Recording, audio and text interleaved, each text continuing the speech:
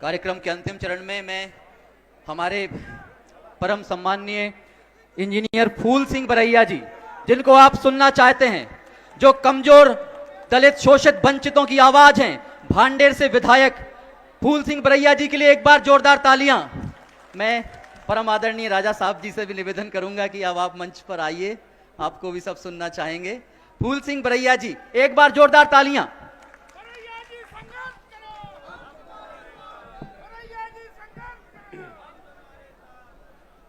न्याय सत्याग्रह में आदरणीय जीतू पटवारी जी, आदरणीय हरीश चौधरी साहब, आदरणीय दिग्विजय सिंह जी और सभी सम्मानित नेता, सम्मानित मंच, सभी सम्मानित भाई और बहनों, साथियों, जो आज का एक अद्भुत मामला है, गजराज सिंह लोधी जिनके साथ जो अन्याय हुआ है और उस अन्याय को न्याय में बदलने के लिए हमारे अध्यक्ष जीतू पटवारी जी ने ऐलान किया और उलट के प्रशासन ने उन्हीं के ऊपर मुकदमा रजिस्टर कर दिया। यही नहीं है, ये वही प्रशासन है। अभी अभी एक पोस्टर भीड़ में लहराया जा रहा था, पप्पू अहरवार जिनकी हत्या कर दी गई और उसका कोई भी अभी तक न्याय की तरफ कोई कदम नहीं है प्रशासन का। यही नहीं, ये पोस्टर जो है लहराया जा रहा है, इसके पहले अभी मार्च के महीने में एक शेड्यूल कास्ट का लड़का शोभाराम चौधरी, चंदेरी में उसकी दुकान में आग लगा दी गई और आग लगा दी गई तो मैंने भी एसपी से बात की, वहां के थानेदार से बात की। मैंने कहा एफआईआर बनाइए उसकी, कि बोले हम जांच करेंगे। जब कोई शेड्यूल कास्ट ट्राइब ओबीसी कमजोर वर्ग का व्यक्ति अगर एफआईआर की तरफ बढ़ता है तो प्रशासन क्या कहता है, हम जांच करेंगे। और इनका कोई घर का आदमी आ जाए, बीजेपी समर्थित कार्यकर्ता अगर एफआईआर कराने जाए और हम ये कहें कि ये झूठ बोल रहा है, तो क्या कहते हैं एसपी कलेक्टर मालूम है, कि जो फरियादी बोलेगा हम उसकी एफआईआर कराना पड़ेगी। ये बोलता है कि नहीं? मैं आपसे कहना चाहता हूं, यही विषय नहीं है। अगर आप इसको और समझें, क्या यहां कलेक्टर पिछड़े वर्ग का होता, एसपी पिछड़े वर्ग का होता, तो क्या जीतू पटवारी के ऊपर मुकदमा रजिस्टर करता क्या?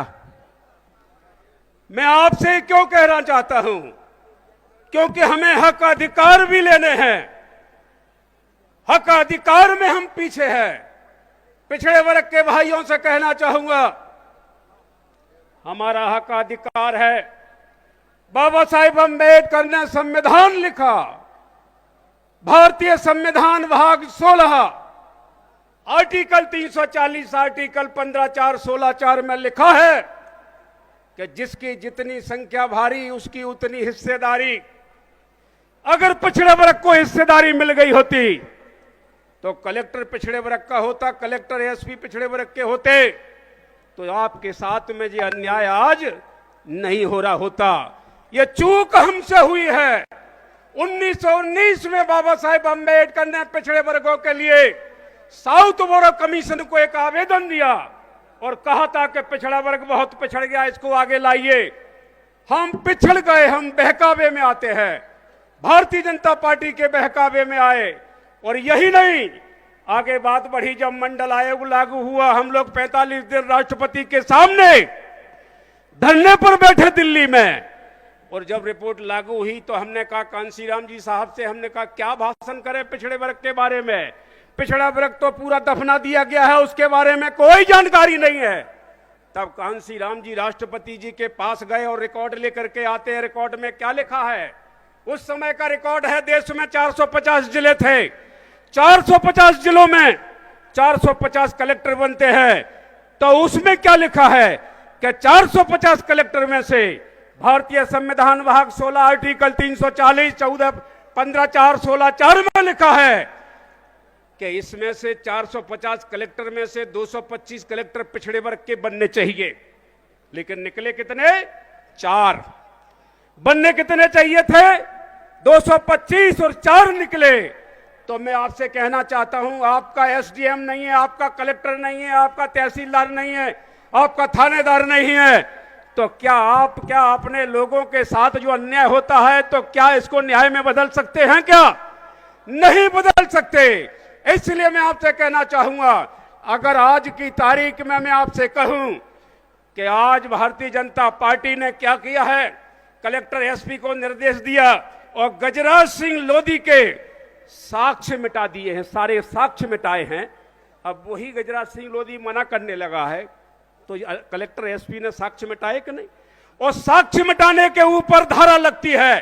क्या कलेक्टर एसपी जेल जाने को तैयार हो? क्या इसके ऊपर अगर कांग्रेस पार्टी हाई कोर्ट और सुप्रीम कोर्ट में अगर चली गई और जांच करा दी गई तो कलेक्टर एसपी को जेल की हवा खानी पड़ेगी। कोई माई का लाल रोकने वाला नहीं है।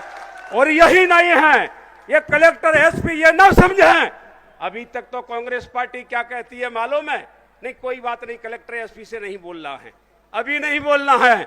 लेकिन अब उन्हें अपना तेवर बदलना पड़ेगा। पहले हमारी सोच थी, जो तो को कांटा बोवे वाय वो तू फूल, तो को फूल के फूल है वाह को है त्रिशूल, ऐसा सोचते थे। लेकिन बदलना पड़ेगा। कैसे? जो तो को कांटा बोवे वाय वो तू भाला, वो भी मन में जान ले पड़ा मर्द से पाला। और यही नहीं, मैं आपसे कहना चाहूंगा, अभी तो भारतीय जनता पार्टी कानून को खत्म कर रही थी, भारतीय जनता पार्टी आरएसएस कानून को खत्म कर रही थी, लेकिन अब कलेक्टर एसपी भी कानून को खत्म कर रहे हैं। संविधान को खत्म करने के लिए भारतीय जनता पार्टी ने ऐलान किया है। अब कलेक्टर एसपी भी संविधान खत्म करना चाहते हैं। इसका बदला लेना है कि नहीं लेना है? लेना है।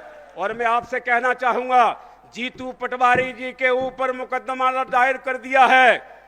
मैं अंदर मन से बात करूं, ऐसे मुकदमा अगर 10 और दारू कर दें, घर में बैठे सरकार बन जाएगी, घर बैठे सरकार बन जाएगी।